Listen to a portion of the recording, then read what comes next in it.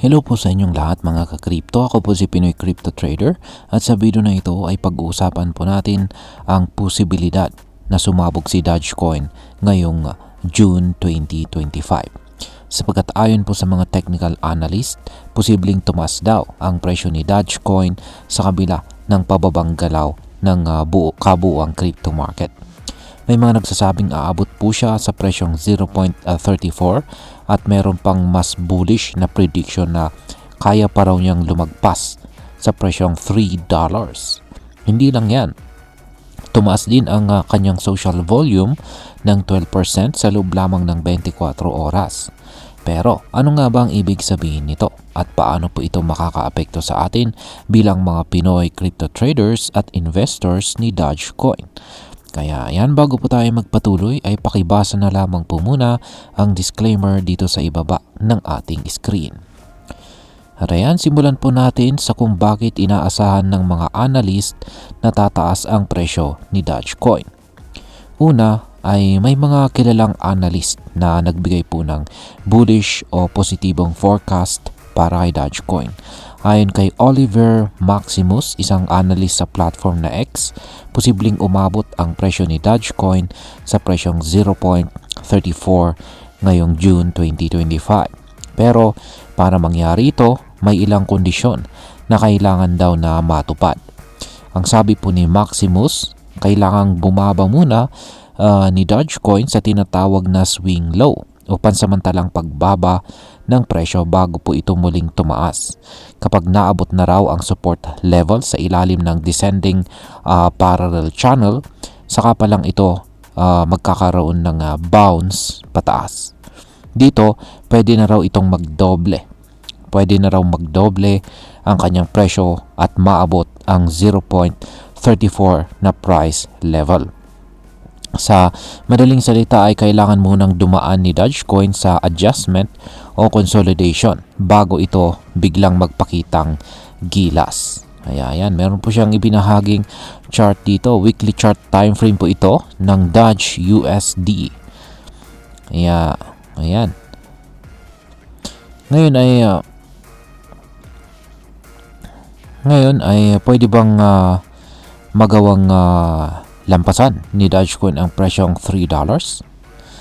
Ito po yung mas matinding forecast. At ito po ay mula naman kay Tardigrade na isa rin siyang kilalang analyst. Kung saan ay sabi niya ay hindi lang daw 0.34 ang kayang abutin ni Dogecoin. Kung magtutuloy-tuloy raw ang momentum nito at mabasag niya ang resistance sa upper trend line ng isang ascending broadening wedge pattern, pwede raw itong umabot ng hanggang $3.80. Ayan. Ang pattern na ito ay karaniwang bearish. Ibig sabihin, mas madalas po itong bumagsak. Pero ayon po kay Tardigrade, dahil nag-bounce na raw si Dogecoin mula sa support level nito, may posibilidad na ito ay sumabog paakyat kung mababasag niya ang resistance. Pero may babala rin siya. Kung mawalan ng resistance ang uptrend at hindi po siya manatili sa trend line, posibleng bumagsak ang presyo at mawala ang bullish outlook.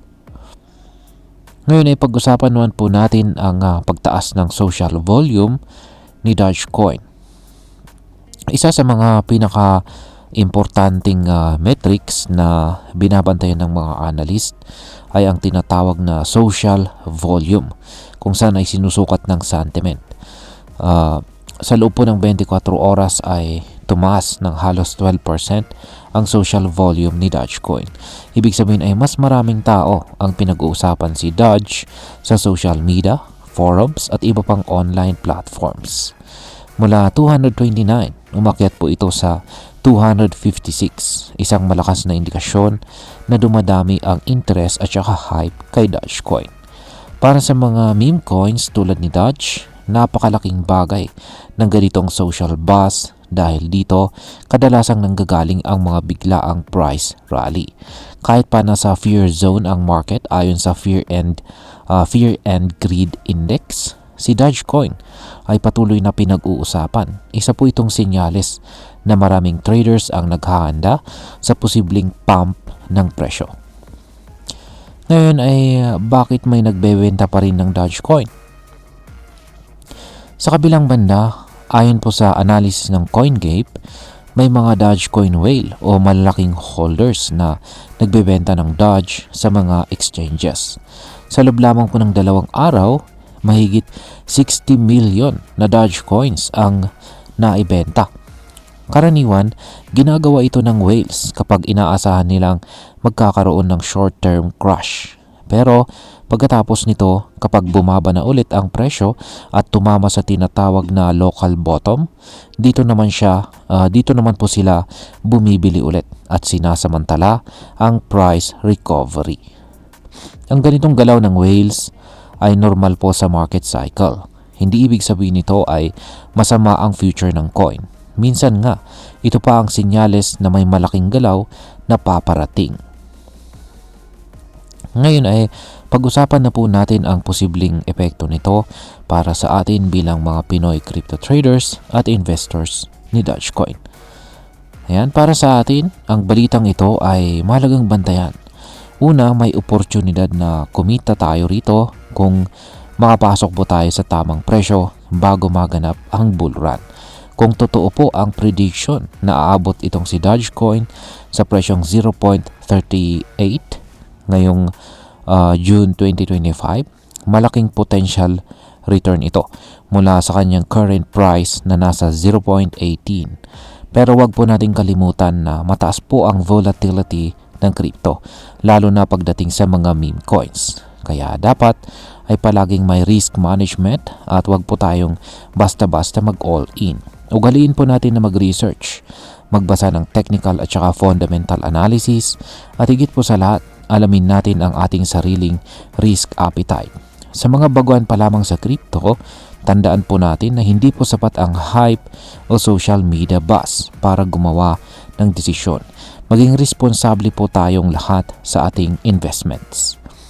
At yan bilang panghuli, ang masasabi ko naman tungkol dito ay para sa akin ang posibleng bull run ni Dogecoin ay isang magandang oportunidad. Pero hindi ito dapat ituring na siguradong kita. Oo, exciting pakinggan na aabot ito sa mga presyong 0.34 or $3.80. Pero wag po nating kalimutan na ang market ay pabago-bago. Totoo, tumataas ang social volume at may momentum itong si Doge. Pero kasabay nito ang mga pagbebenta ng mga whales. Ang tamang time po ng entry at exit sa market ang siyang magdidesisyon kung magiging successful ka ba bilang trader o hindi. Kung ikaw ay isa sa mga naniniwala kay Dogecoin at matagal ka ng supporter nito, maaaring magandang pagkakataon nito para magdagdag ng holdings habang mababa pa ang presyo. Pero kung ikaw naman po ay isang short-term trader, siguraduhin mong alam mo kung kailan ka papasok at lalabas. At kung hindi ka naman sigurado, huwag ka munang sumabay sa hype. At ayan, hanggang dito na lamang po tayo sa video na ito mga ka-crypto. Marami pong salamat sa panonood. Ingat po tayo lagi at God bless po sa ating lahat.